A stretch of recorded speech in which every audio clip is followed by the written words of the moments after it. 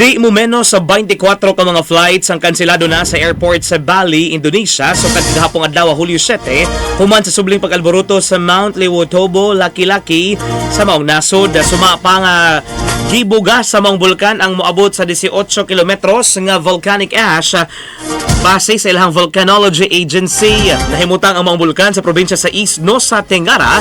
Diin gisakang alert level status diini samtang padayong gimonitor ang kahimtang sa bulkan. Mipagawas usab og warning ang volcanology agency sa mga katawhan lakip na ang mga turista sa pagpalayo sa gibanabanang 6 kilometros nga radius sa palayo sa bulkan tungod usab sa gipanglantawan nga lava flow sa maong lugar. Sa pagkakutno ning maong balita, miabot na og 22 ka mga international flights ang kanselado lakip na mga biyahe sa nasod sa Australia, South Korea ug Singapore. Amad Siawgi Sahab sumapa sa opisyal sa Bali Airport. Wala ra usay mga naangaangol sa maong pag-alboruto sa bulkan. Sumapa sa Local Disaster Mitigation Agency sa nasod. iFM Balita.